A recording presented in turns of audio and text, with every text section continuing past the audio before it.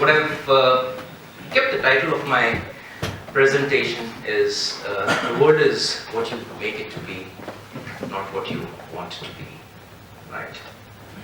And that's because I sincerely believe that, and that's what I'm going to share with you through my experiences and learnings, is that nothing comes to you, you get it, all right? You get it in the good sense, okay, you don't grab it. But you make it happen for yourself, for your colleagues, for your peers, for your society, for the community. What I will try and do over the next, sometime over the next 15-20 minutes, or half an hour, is share with you some of my experiences and learnings transcending over my career that I've had. I've had a fairly long career. I still have a fairly long career. I started working in 1987, right? So that's nearly 27 years or whatever. My mathematics isn't too good. But been a fairly long time. Started working, I guess, at the age of 22 or something. I've been lucky to go through various organizations, have various experiences, which I think have molded me as an individual. Every learning has been a new experience. Every job has been a new challenge. Every opportunity has been an interesting thing for me to trust me, work around. But a couple of things have sort of come out of that, which I'd like to sort of share with you. And as B school students, I think you all need to, I wouldn't say learn from that, I'm no one to give a sermon, but pick what makes sense to you, pick what you can mold into your lives, and see how it takes you forward. But let me set some backdrop. We have a society which is changing, right? And in fact, in the interaction just before this, we were talking a little bit about this. We've moved from a world which is resource-based to a world which is now knowledge-based, right? It's no longer, it is, but it's no longer predominantly the time when you had minerals or military might as the only reason for contributing to GDP. There's a lot more which contributes to GDP. India in itself, if you look at it, and that's a problem for us at this point of time. More than 50% of our GDP is contributed by the services sector, right? Less than around 18 to 20% by the manufacturing sector, and the balance by the agriculture sector. And we are supposed to be a so-called agrarian society. It's all changed, right? But forget about that. What that means is for each one of us, okay, even old fogies like us and new generation like you, life is changing. The way we interact today is changing, right? And so a lot of things that you're going to go into when you start your careers or start your jobs, you're going to have to figure it out differently from what the way we used to figure it out. We had, I would say, a jolly good time because for the first 10-15 years of our career, things were still same siloed, manufacturing, industry, etc., used to work. Today, that no longer exists. Innovation and evolution is built on change. We've seen that in the past when you talk about the first cycle to the Wright brothers and how innovations, changes happened, how it's changed the way transportation has happened, right? But the interesting thing is today that change is happening at breakneck speed, not like the past. That change is far, far closer than we thought. It's here and now, and it impacts each one of us every day. And if we do not change, we will not survive. Look at you see large organizations who've gone through this, who've not been able to go through the change and have suffered. Nokia being the latest, a lot of us have heard that, right? Enron, of course, for different reasons, but again, there were some reasons that they did not change also, right? The company that I come from, We went through a certain tumultuous phase for the last 3-4 years, right, Intel. Because we did not see the change, or we saw the change and we refused to acknowledge that change, right? The interesting thing, like I said, is that unlike the past when you had, we started with the medieval times, then you went to the Renaissance, then you went to the industrial age, then you went to the technology age, etc. Today, for better or for worse, because of technology, that change happens practically every day. And as business school students who are going to go out in the world and start working, you're going to have to face that change every day. And you're going to have to be ready for that change. So how can you be successful there? The world is also becoming increasingly complex. We're talking about big problems: climate, healthcare, education access, water, etc. And whether you like it or not, these big problems are going to impact the jobs that you do. It doesn't matter whether you go into the financial services sector. It doesn't matter if you go into the health services sector. It doesn't matter if you go into managing an organization which creates rockets. Somewhere, some of these big problems, these big global challenges are going to impact every single organization which works on this earth. And today, knowledge is the most valuable resource. How many of you have read the book World is Flat by Thomas Friedman? Okay, a few of you. I suggest you read it. It's very interesting. It's sort of become a little old now. But there's one part of it which really strikes me. And he says we are in the third era of competition today. Right? The first era was when countries used to compete against each other based on the military might and the mineral resources that they had. Right? That was the time of colonial rule and things of that sort, or the medieval phase, the Byzantine Empire and all that sort of stuff. The second era of competition is when large multinationals or transnationals, based on the IP that they've created, competed against each other, right? The Procter and Gamble's of the world, the Hindustan Levers, the Intels, the Microsoft, the AMD, the Qualcomms, etc.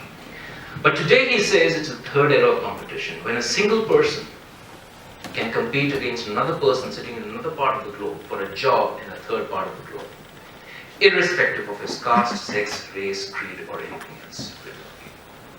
You could be born in Africa, you could actually compete with somebody born in the United States for a job in Asia.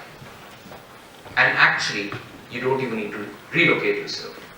And that's all happening because of technology. Right? Knowledge has become the most important resource.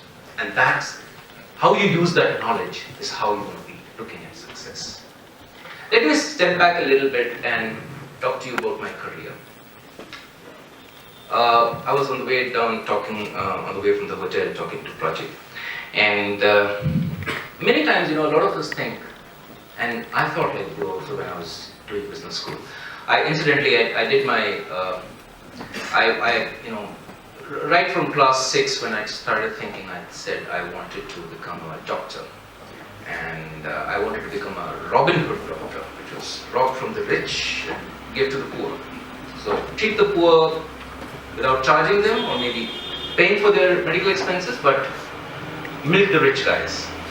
That also came because my dad was a doctor, right? I actually come from a family of doctors now.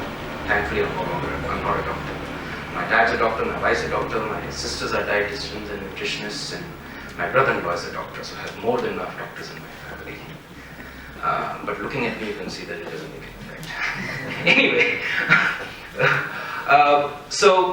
but then somewhere in grade 10, that time when I was still nurtured the thought of becoming a doctor, I thought MBA was actually Masters of Business, Bachelors of Arts. Silly thought, the next level of Bachelors of Arts. Somewhere in class 12, I gave up the thought of becoming a doctor because I figured out it was too much of work, too much of studies, right? And I did my plain graduation in biology from Chandigarh, and then I joined IRMA, right?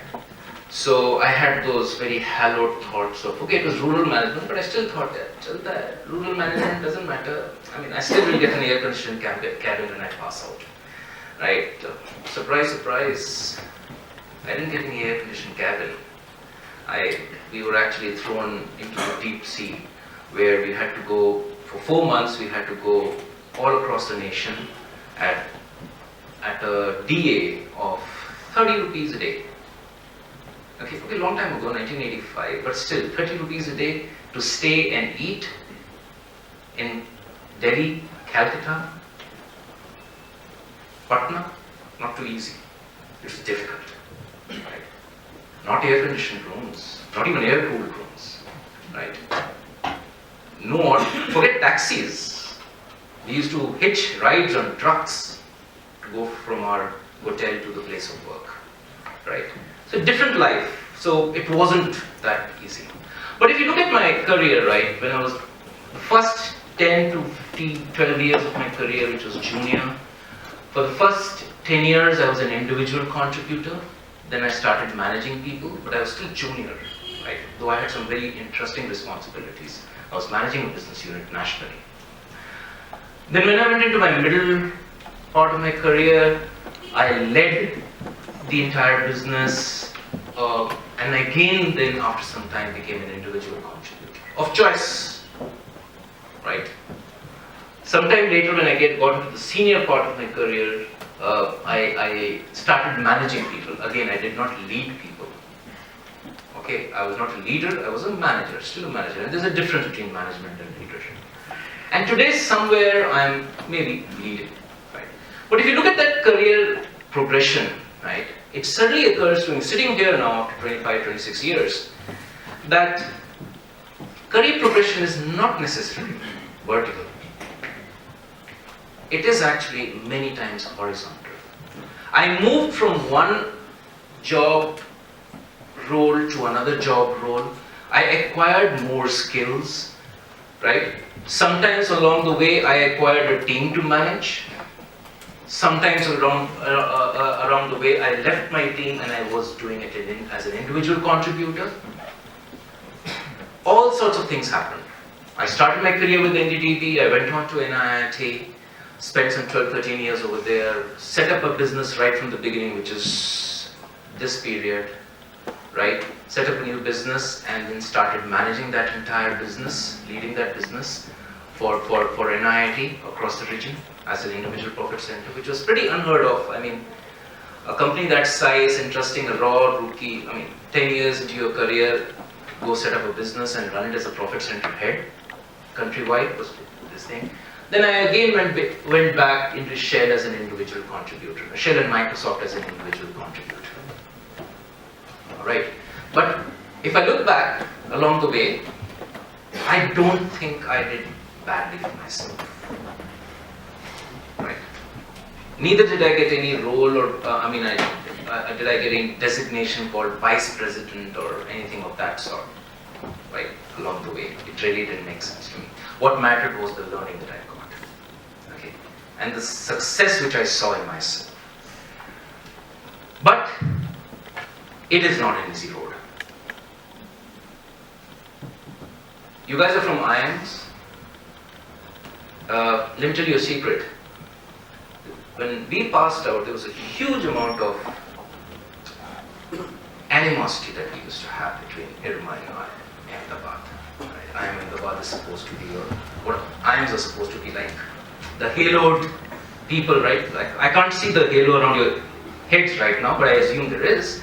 You guys went through a very tough exam to get through and all that sort of stuff. But we always felt, the IIMs think too much about themselves, right? Not true. You guys have stuff. You guys are taken through the ring rollers.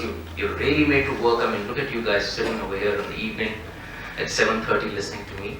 Right? We never used to do that anymore. But let me also tell you one thing very clearly. Your pedigree possibly lands you your first job and maybe your second job. After that, it's what you've done that takes you forward. It's the commitment that you have that takes you forward. Nothing else. It doesn't matter where you go from. I have met people with no business background doing a great job. Right? I've met people from the best of management schools, including my management school, which I now call the best, including people who passed out from a Harvard board, who've done a job which really was passing, right? It's not an easy road, but what is important for all of us to understand is, what do we stand for, right?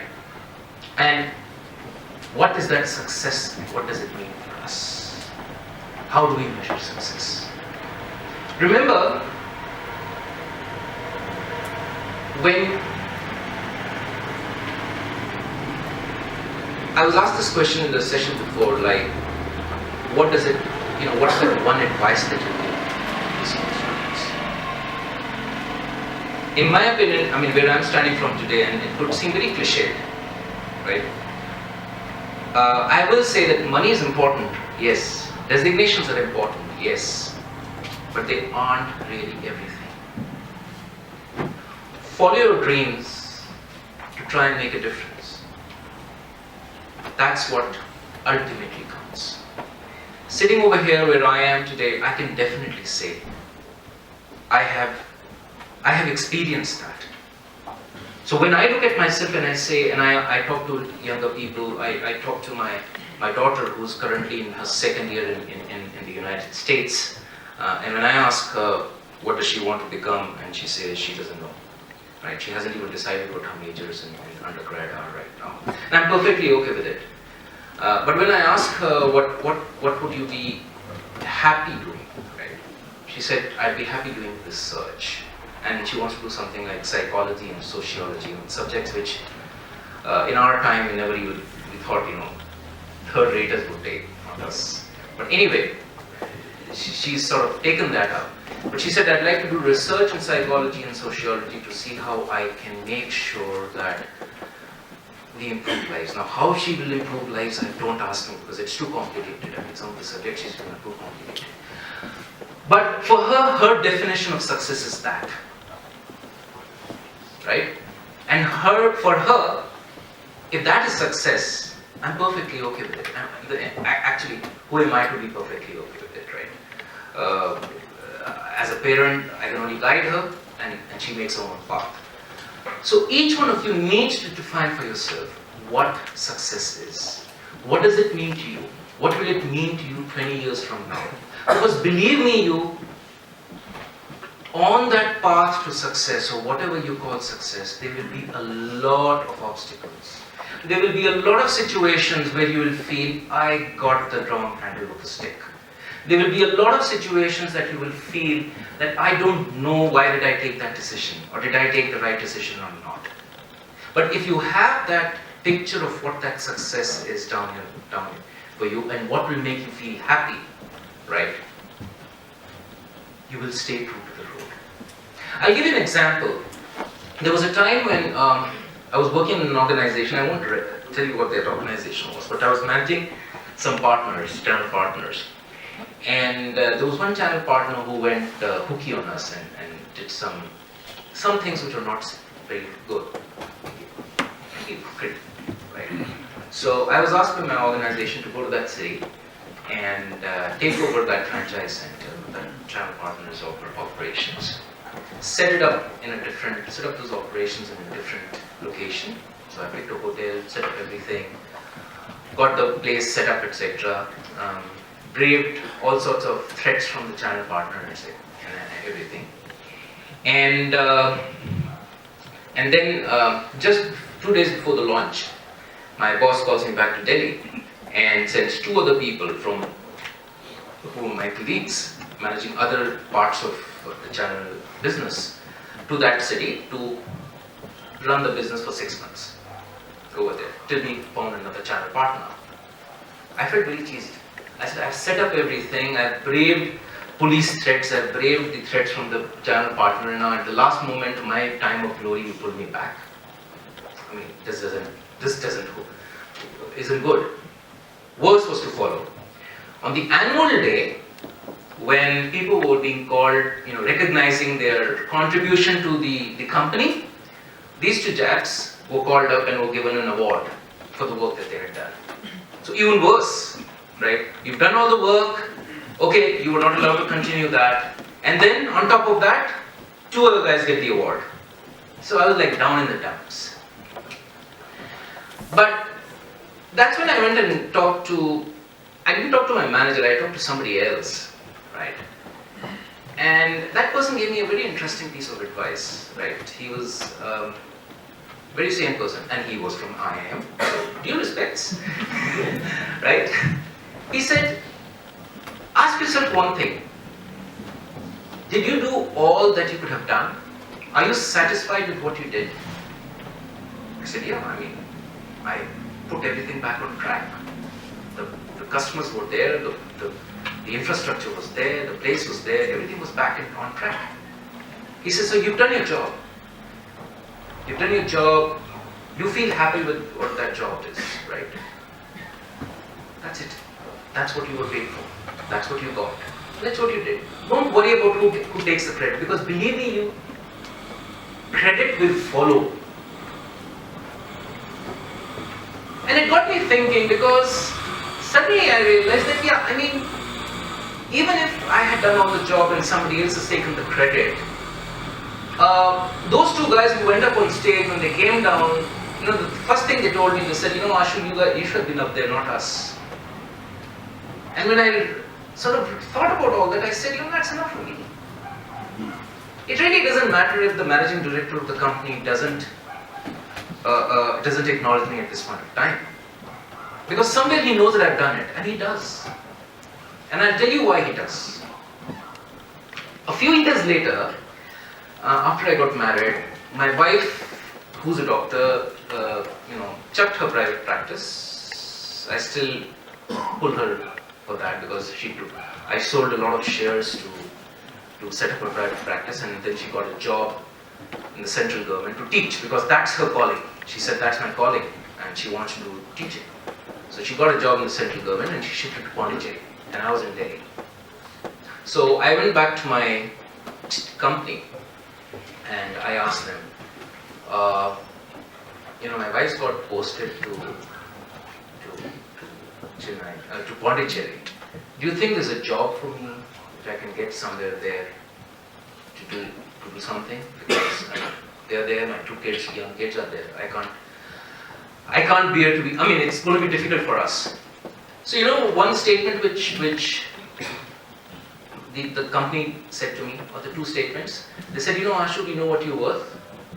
Go settle your family down there first. For you, we'll find a job anywhere for you in the country, doesn't matter. But go first settle there.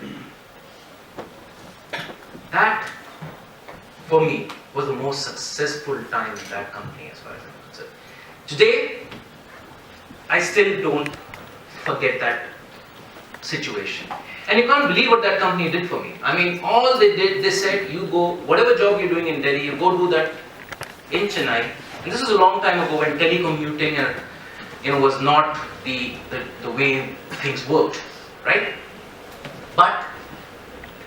And they said, take just your clothes, we'll give you a chamri in Chennai, all the furniture, refrigerator, cooking utensils, everything there. All you need to do is take the clothes. For me, that was bigger than the award that I could have got if I had walked up the stairs that day and got the award for setting up that center or whatever that franchise. And this was given to me by the managing director himself. He himself came down to me and said, you know what, Ashu, we know what you're worth, so we'll find a job for you anywhere in the country, doesn't matter. Go settle your family first. That's the biggest pressure, that's the most important thing. That's scary. So, each one of you has to look at what success means for you and how do you get there. The golden rule for how do you get there to be successful is there is no golden rule. Chaps, there is no golden rule. There are only directions. And what I will try and do is share with you some of those things which have held me in good stead in the past so many years. Subject knowledge is critical, no doubt about it. So whatever subjects you guys are doing, right? Finance, management accounting, macroeconomics, microeconomics, yeah, it's very, very important, right? But common sense is extremely, extremely critical. It all does really boil down to common sense. Whether you get into a sales job, whether you get into a management job, whether you're managing people, whether you're leading people, whatever you're doing, fundamentally, it is common sense. Right? And I'll show you why is it common sense. Sorry. Be trustworthy. This is one of the mantras that I have. Be trustworthy to whoever you're interacting with. The person in front of you, okay, has to be able to trust you. Whether it's your boss, whether it's your colleague, whether it's your subordinate, or whether it's the person whom you're going to try and sell a $200,000 piece of equipment, or $1 million solution, it really doesn't matter. That person needs to trust you. All your life, guys, whether you like it or not, you are going to be selling yourself. You may get into the financial services sector, you may get into whatever other services sector you want to get into. Manufacturing or industrial relations or HR or whatever, you are going to sell yourself. And the only way you can sell yourself is by being trustworthy. It will not matter if you let that one sale go away if you can build your trust. And I have quite a few interesting examples. There was one colleague of mine who used to work with me in NIIT, great salesperson. Once he had to go to a government office for a very big education tender. And he entered the room, and typical government offices, huge government office. You enter the door from here, the guy is sitting over there. And he opened the door, he went in, and I still remember the name because this was like legend in our in NIIT at that time. Mr. Verma was sitting over there, and he had his hand in a cast. And that was the day when actually this was the end of the year, towards the 31st of March, right? So, making that deal would have been very important for my friend because he would have got his bonus and blah blah blah, crack targets, etc. What was happening? Kyun hua, kaise hua, all that stuff. Sorry if I'm using Hindi, but I just wanted to bring this thing back. And then Verma sahab said कि आप आए कैसे? He said, sir, मैं तो ऐसे ही आया था मिलने आपको, मैं जाऊँ. हाँ, मगर आपका वो ऑर्डर है, वो मैं अभी रिलीज कर दूँ. सर, आप पहले ठीक हो जाओ, ऑर्डर आते रहेगा बाद में. This was end of March, guys. And he walked out without taking the order. Of course, the order followed him. But what he won that day was not, I don't know how many lakhs that order was. That's not important. What he won that day was the trust of Mr. Verma for life. Right? Another time, and this I will tell you, this was something which was told to me by Vijay Thadani, who's the Chief Executive Officer for NIIT. So we were managing franchise centers, right? We were managing channel partners, franchise centers who used to run NIIT education centers across the country. They've invested some money, and they run the business. Sometimes their businesses don't run well. So our role as marketing executives was to go help support them in running their businesses. Correct? And then we had a conference one day for all the marketing executives from NIIT who were managing franchise centers, and Vijay came in to give us a lecture, and he said, what's the biggest script that you have? And he said, Vijay, some of these partners, they just don't work. They don't get the right front office counselor in place, they don't get the right faculty in place, blah, blah, blah, blah, etc. And we have to go and blast them. The minute we said blast them, he said, stop. He actually said, shut up. And he said, who am I? So he said, you're Vijay. He says, no, what am I in this company? You're the chief executive or whatever. Yeah, and what stake do I have in this company? He said, you put in mega bucks, right? You own the damn company. Yeah. He says, that person, Mr. XYZ, sitting in that city, ABC is also an investor in the company who has invested in that company because of us. So remember, the respect that you give to me, you need to give to that person. Very important thing. And it's going to happen many times with you.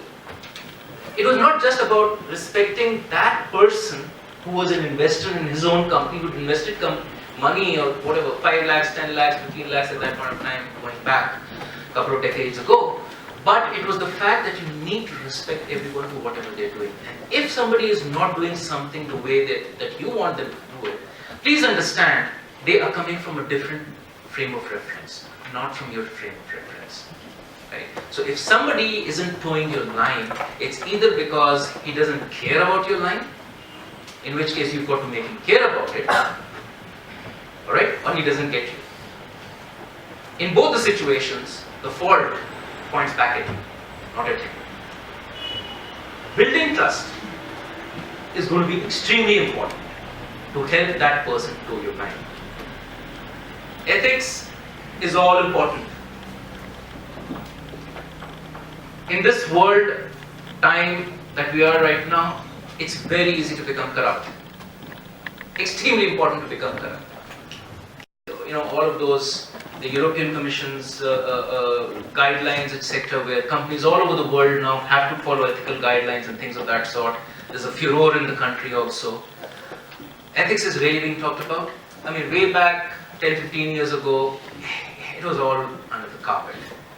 But I've still seen that if you are looked at as an ethical person, right, people will trust you. Teamwork is key. Alright? I know you guys must have got all these things, etc., but this is personal experience. At the end of the day, you may be an individual contributor, but teamwork is always going to be key for you. Extended teams, remote teams, always is going to be key. And please remember, in teamwork, the most important thing is making the other person successful. Actually, in any situation, the most important thing is making the other person successful. When you're selling something to someone, you have to see how are you making him successful. Okay? I keep telling my managers this, that my job when I do corporate affairs and I advocate policies today is to make sure that that secretary in the Ministry of IT or the secretary in the Ministry of Human Resource Development, right, is able to look good in front of the minister, or that minister is able to look good in front of the Prime Minister.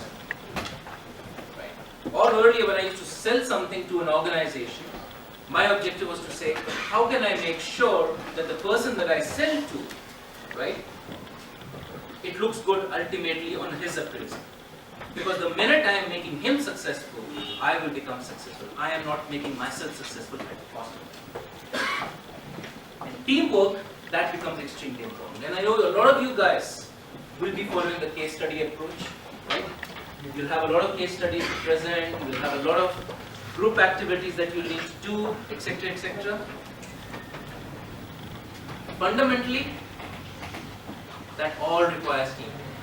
You will have a couple of those crazy team members always who will either not want to do the work or who will want to do the work too early. I mean, I was one of them who wanted to do too early. I mean, the professor used to come to class and say, okay, 20th of September, you guys have to finish this case assignment and you should do it on my desk on 20th September, and today is the 1st of August, right?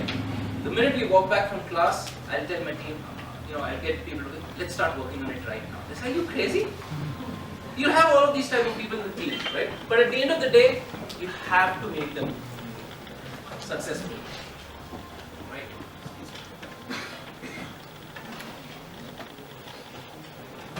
Nothing is too small to do. Very important. You may be a director, you may be a vice president, you may be a sales executive. No task is small. Even today, if my team members ask me to go on a so-called sales call, or even to write a document for them, or make a presentation, literally create a presentation for them, if they're not being able to do, or they don't have the time to do, I will not have a problem doing it. No task is small to do, and no challenge is equally small. Every small challenge that comes your way, take it. Everything adds up.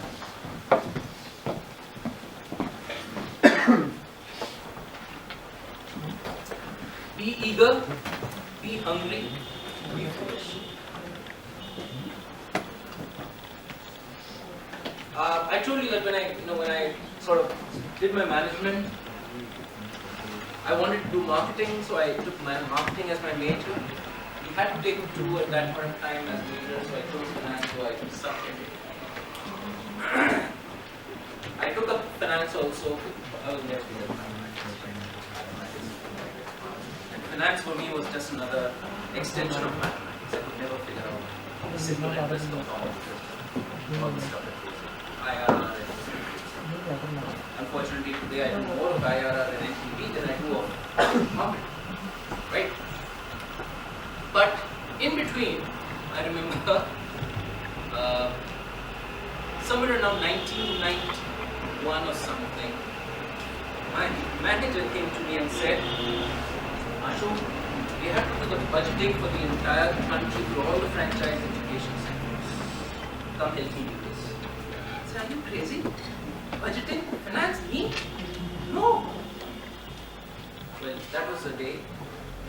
And from that day onwards, till now, I've just been doing budgeting. I started doing budgeting for franchise education centers, then I landed up doing budgeting for the company. Whichever organization I went to, somehow or the other I went on doing budgeting and finance. But I learned a lot. I learned more about the organization than I would have learned just doing marketing or just doing channel management. I learned more about management principles on how do you juggle activities. In a resource-constrained environment, how do you make sure that you meet numbers, you meet business, you meet your ROI, or whatever all those fancy names that we have for doing business well, by learning how to do this stuff. Why did that happen? Because I did, when my manager asked me to do it, I said, yeah, okay, I'll do it. I mean, if I had said no, you'd have gone to somebody else, no problem. No issues. But be eager to do whatever comes your way. Be hungry for more and make sure that your managers know that you're hungry for more. The worst thing that can happen to you in your career is that you get stuck in a place because your manager feels you don't want to do more. Or your colleagues feel they don't want to do more. And be foolish. Don't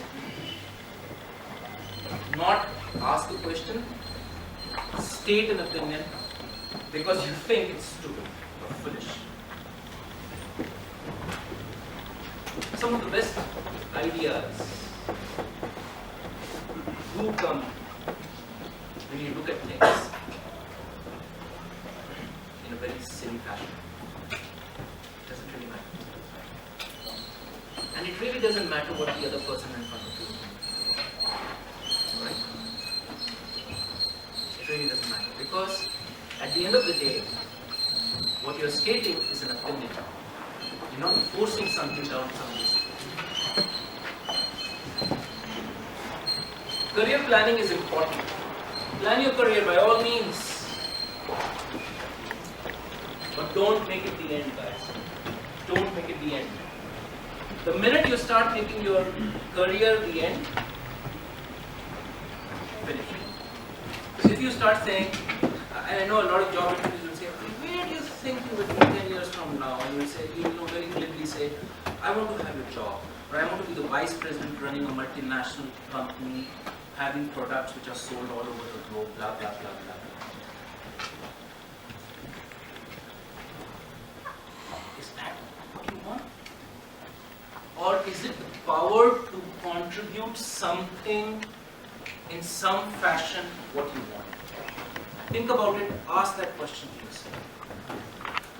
is more important? The ability to contribute or the ability to get to a designation that you may not be contributing? Right? And relate it back to what success means for yourself. Okay. Now please guys, after this, if you go for your on-campus interviews and make some wrong answers, etc., you don't get a job, don't come kill me. Apart from my first career shift, I've never had to look for a job, and I've been to 6 organizations, 5 or 6 organizations. Right? People have always come and picked me, so I've been lucky that way. But I've attended quite a few interviews, passed some, failed some, whatever reasons. But I think the important thing there is that it's not the designation that is important. It's not the role definition that is important, but it is the impact that you have that is more important. The impact that you have, the impact that you can bring to the community, the impact that you can bring to the organization. So when you look at career planning, look at it from that perspective. The journey. And here's where it becomes a little serious. Right? When you start your career, you depend on others to help you deliver. At a point of time, you master and you get some autonomy, you master certain things, and you start contributing independently. Then you contribute to others. That's when you have reportees and you delegate stuff. And then you start contributing strategy. That's when you have a purpose. And as your career grows, your horizon, what each one of you needs to look at is not this trajectory. This will come, but it's this trajectory. How do you get autonomy? How do you master what you're doing? How do you expand your horizon so that you get a larger purpose of what you're doing in life, what you're doing in that organization, what you're doing for that organization? That's what real career growth. And at the end of the day, it really doesn't matter then if you're an individual contributor or if you lead a team of 10,000 people or you lead a team of 2. And this is where leadership comes in. This is where maybe management, senior management comes in. Okay? But leadership is when you start contributing strategy. It can only happen if you have a purpose. But it is work everywhere.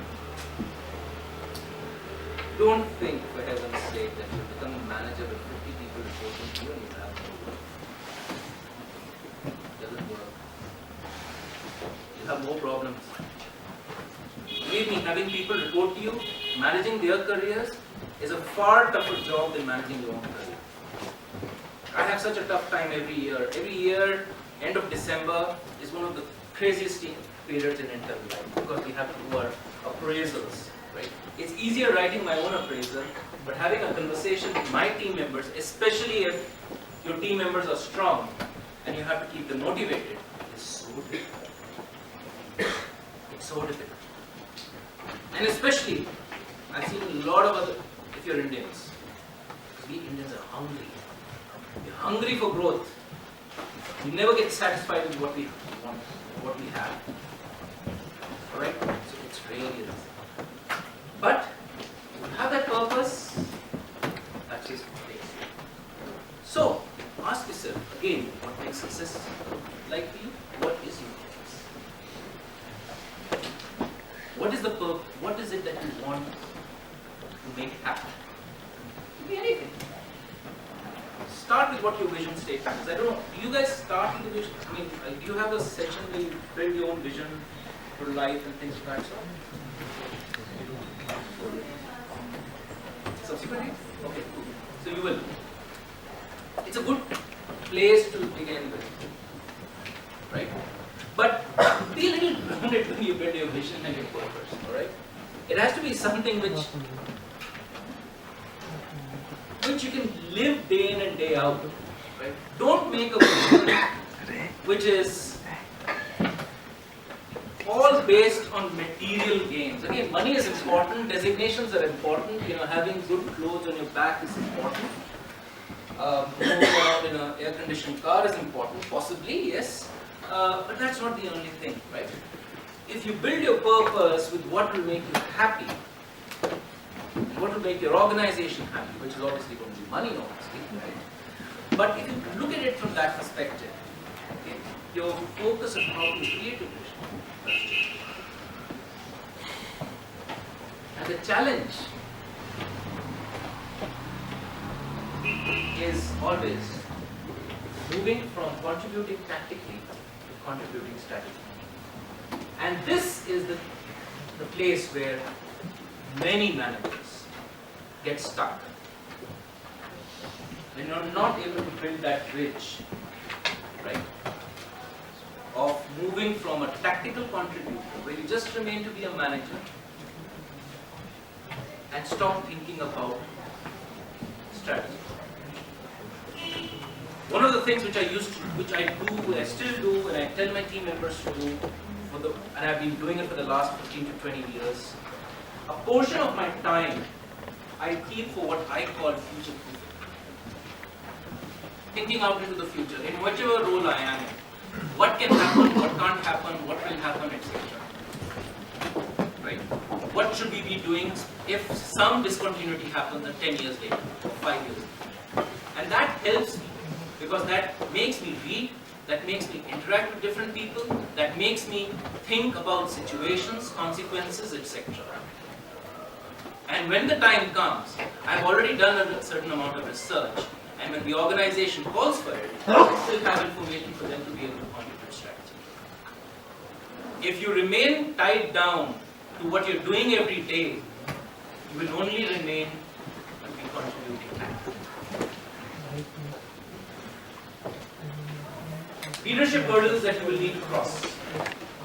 See what others don't. Overcome your fears.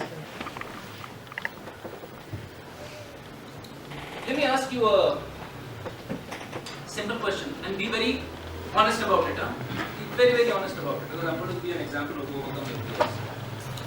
How do you think I am doing right now talking to you? Am I a decent enough speaker? Yes, sir. Am I engaging? Yes, sir. Can I tell you a little secret? Yes, sir. 6 years ago, I was scared to speak.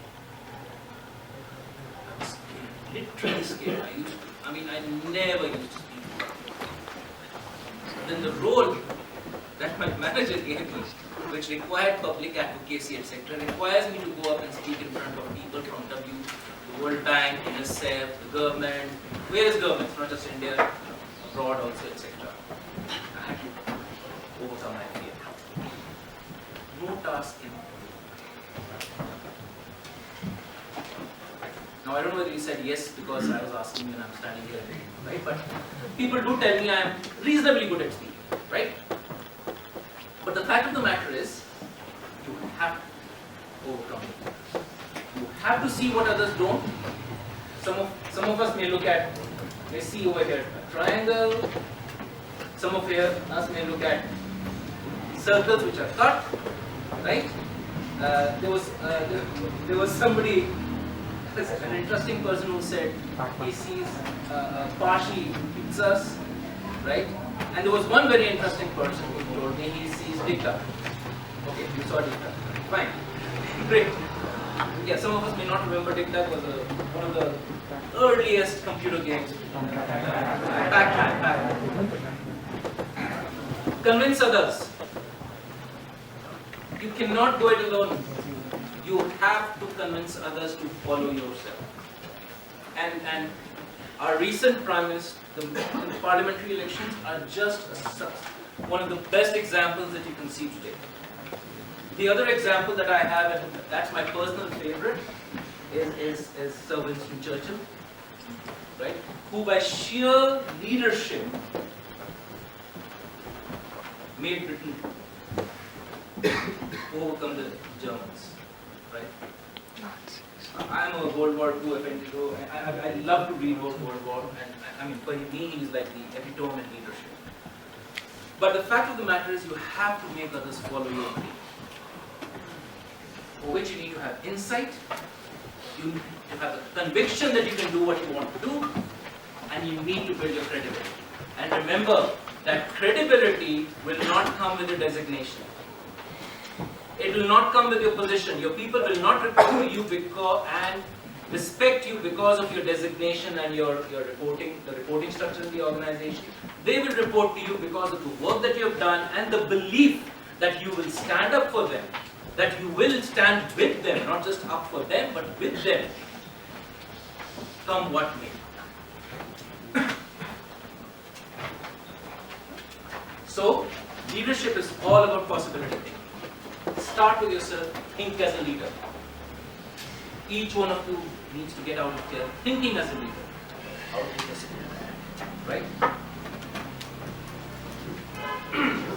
How to achieve versus why it's not possible. No task is impossible. You have to look at it with a different lens. How do I achieve it?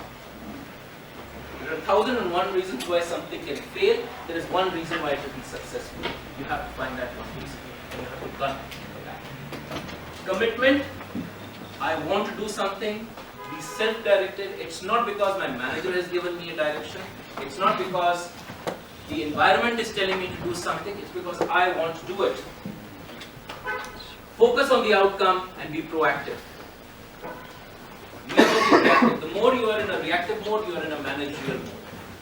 The more proactive you are, the more future-proofing you are. The more you've seen into the future to see what needs to be done. That paradigm shift starts here. It's not about how others see us or how do we see ourselves. It's most importantly, how do we want others to see us? Again, linking it back to what success looks for yourself and how will you measure yourself. You want to be seen as a person who retires as the managing director for the largest multi-million conglomerate in the world? Or do you want to be seen as a person who turned around organizations who were failing to become successful? There are all sorts in this world. Pick your calling. Leadership is all about speaking. Speak for versus talking about. Speak for something, you should not talk about it. Which means I, committed, active voice, advocating something. Be strong behind it. That's when you have the belief, the passion around whatever you're doing. Self-commitment versus goals. Yes, an organization will have its own goals.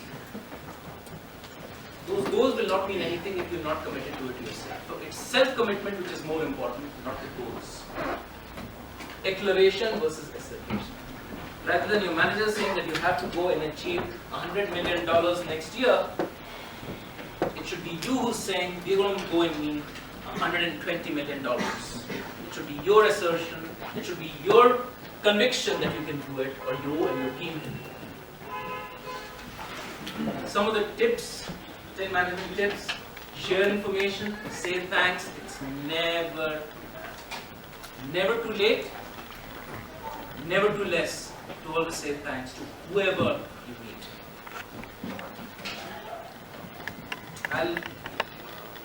Simple things I used to do. Long time ago, I used to visit the Minister of Education, Federal Minister of Education, quite a bit. And when you go into the ministry's office, there's an ante-room where you're asked to sit, and then the minister calls you in. So there are two peons, so to say, who sit over there, the people who sit over there, right? Every time I used to go there, meet the minister, come out after whatever was successful or not so successful meeting, it really doesn't matter. I used to say thank you. Right?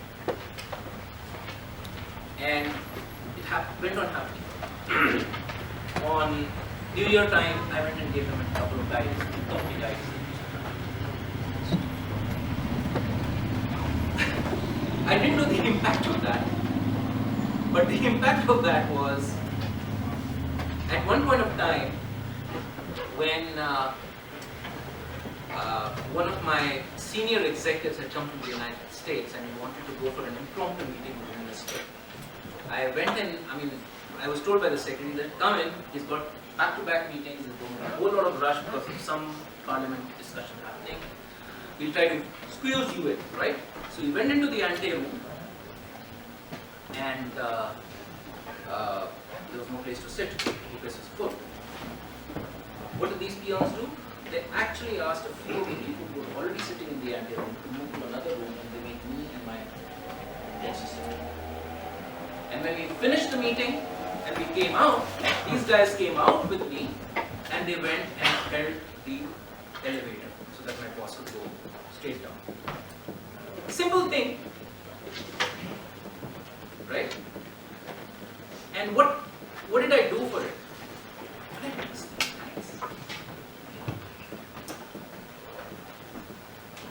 Another important thing, have fun. There's a lot of pressure. Have fun doing it. And you can read all of them. The other thing which I talked about before, raise your hand. Whenever there's an opportunity, raise your hand. That you want to do it. You may not get it, but the other person will know at least you're game for challenges. In the end, be passionate about whatever you do. Extremely passionate about whatever you do, wherever you are. Till you are in an organization, you are working for that organization, you are wedded to that organization. I remember once when I was leaving an organization and I had to hand over my laptop at around 11 a.m. So I handed over my laptop at 11 a.m. after finishing my meetings. And then at around noon time, my manager called everybody into the huge cafeteria for farewell cake cutting ceremony. And I was about to cut the cake and I saw a person walk in, Anuj, and I said, "Hey Anuj, you know what, I sent you an email at 10:30 about that deal. I can't see, I won't know whether what the response from the dealer is going to be, but just make sure you look at it." And my manager said that, for God's sake, you're cutting the cake for your farewell. Forget about this job. So I said, look, as far as I'm concerned, till I am sitting in this office, I am wedded to this office. And even afterwards, I will make sure that whatever I've done or started continues. Right? But the important thing is, be passionate. Be on their side of the table, whoever you're talking to. If you're selling to a customer, you have to be on their side. If you're talking to your manager, you have to be on this side. If you're working with your colleagues, you have to be on their side of the table. It is not me and them. It's always us. Commit what you can do and do what you can. Very good. Alright? So that's what I had as a monologue. I don't know whether I made sense. I don't know whether it was interesting, but open for questions, open for any queries that you have or any thoughts that you have. Or if you disagree, let's hear it.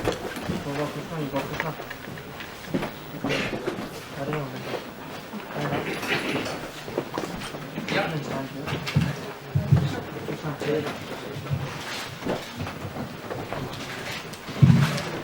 Hello sir, my name is Neeta. You mentioned right at the beginning that the past 3-4 years Intel has been going through a lot of big shifts that they didn't foresee. And I've read the book, Be Paranoid to Survive. So I was wondering how the culture at Intel had been what it was supposed to be, what change they did not foresee and how they managed it. Good question.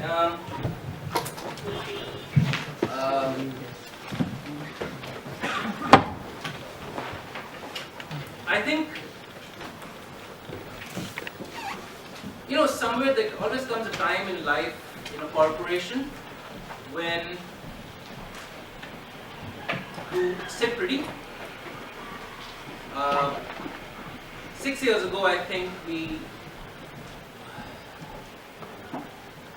I wouldn't say we sat pretty, but we were confident in the fact that the mainstay IT business, which is the business around data centers and desktops and laptops, will remain for a long period of time. It will not go away.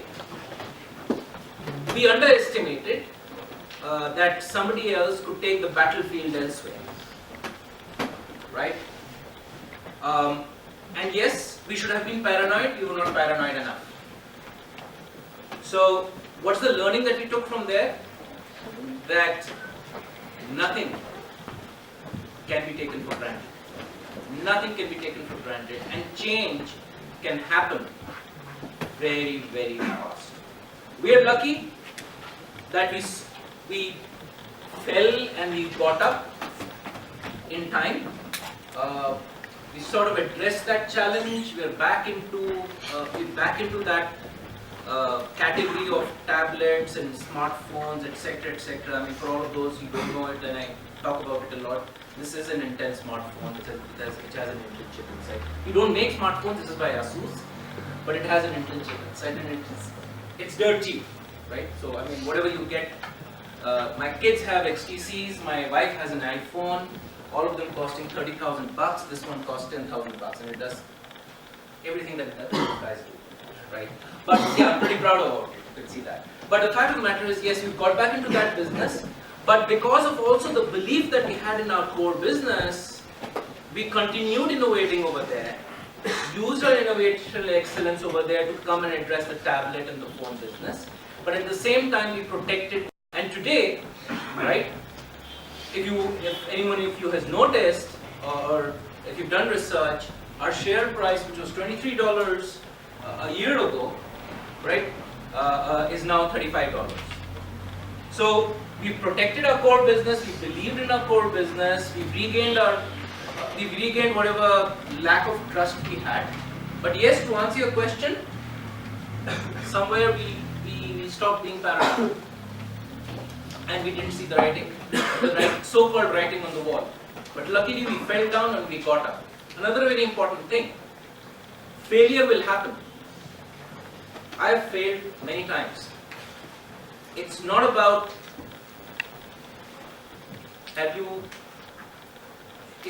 being successful all the time.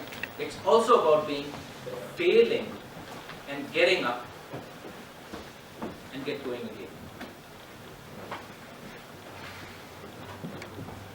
Does that answer your question? It does. Thank you, sir.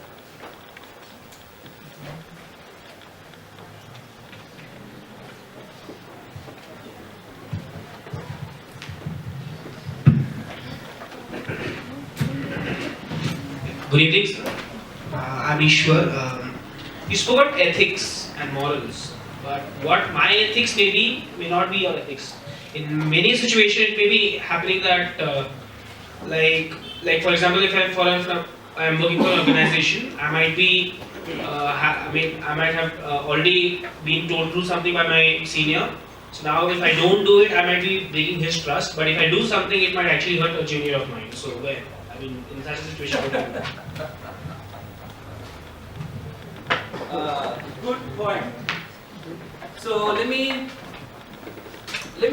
answer you. I'll give you an example to answer that question. I may not answer it completely. But when you talk about ethics, right? Ethics is also about doing something which you know is morally right, as per societal norms, right?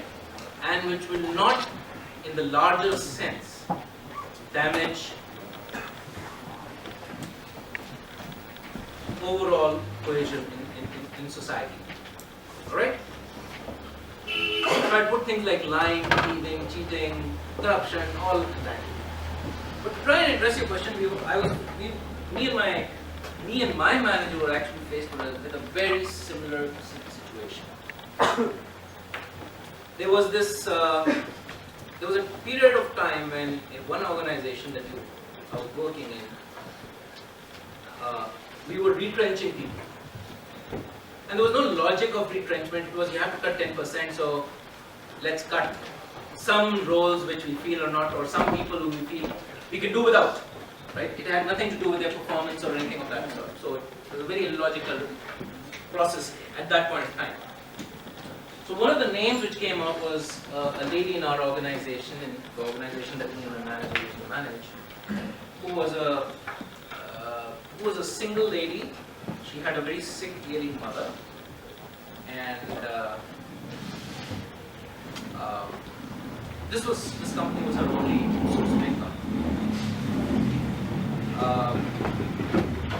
We also knew, because we had the ability to see the larger picture at that company, that this was not going to, the impact by moving this person out would not really impact the bottom line or its efficiency of the company to a large extent. So one of the rules that the organization had told us, and not many people know about this, is you must hand over the termination letter by hand, in face to face. So this person was in Bombay, we were in Delhi. So for a period of time, every time we had to go to Bombay,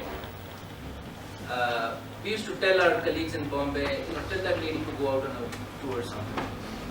We used to land up and that lady was never there, so we used to come back to the termination letter. It happened for 1, 2, 3, 4, 5 months, and by then things were, settled down, and I put that termination letter into the lower drawer of my seat, and then by quirk of fate or something, both me and my manager left the organization. Right? So that lady continued, we continued. We knew it didn't do too much of a damage to the company. Again, it was a very thought out reaction. But for us, we felt it was morally wrong, because there was no science. If there had been a science in removing a person, and I have terminated 2 people in my entire career till now. Everybody else I have reformed. It's been a very clear scientific decision to terminate a person because of performance or attitude or something of that sort, but not otherwise. Right? This, in our opinion, may have been a financially or a business correct decision, but an ethically wrong decision. Yes, maybe we would have been caught out, we would have stood up for our... And that was a decision which both me and my manager took. That if the senior management comes back hard on us, saying, why haven't you given it, we'll refuse to do it. But till we can delay the whole thing, we delayed it. And we were pretty successful. That lady doesn't know, the management doesn't know, it's only me and my manager who know, and we are happy for it. I don't know, did I answer your question? Any other question? One question in the back.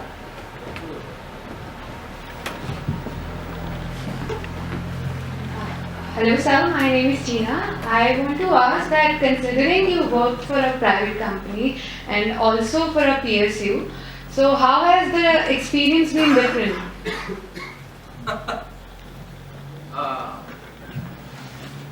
Many times I've asked myself this question, why did I leave a PSU? I used to stay in the campus of NDTV. Office used to start at 9, I used to get up at 8:30, that time I was single. Get dressed, take a shower, have a quick breakfast and reach office at 9. 5 p.m. it used to get over, we used to get out, go have tea at the corner tea stall and then go swimming and all that sort of stuff in a small town like Anna. Right? And life seemed so much more comfortable at that. Of course, that was pre-laptop and pre all that time, so there was no 24/7 work, no mobile phones, nothing of that sort. But I think it's been, private sector is very, very different, right? It's more, you're always short on hands, more on work. PSUs seem to be the other way around, less on work, more on hands. But if you want to find a job, if you want to find work to do, you can find it at either places. So there was a time in the PSU, in the National Dairy Development Board, where me and another group of people, right, worked 24/7 for 20 days, right, literally sleeping and eating out of the office for a project, and we enjoyed it. I mean, we could have done it over 40 days and just come to office 9 to 5, nobody would have questioned us. But we enjoyed it and we did it because we wanted to. And that was the fun. So I think the difference between a PSU and the private sector is, I believe in the PSU, the pressure to some extent is lesser. Pressure to perform is lesser. You're, in a way, in some of the PSUs, your acceleration of the career path is straight and it's defined, it's time bound to a certain level. Whereas in the private sector, you can actually create your own future. Having said that, I have a lot of my own classmates who are still in public sector organizations, leading very important positions, even from my family, and they are working as hard as any private sector person is working. So I think this initial feeling, maybe it's there at the initial levels, but as you grow up the ladder, right, I think your ability to excel increases, and if you keep expanding your horizons like I talked about, irrespective of PSUs or private sector, you can still make your own position there.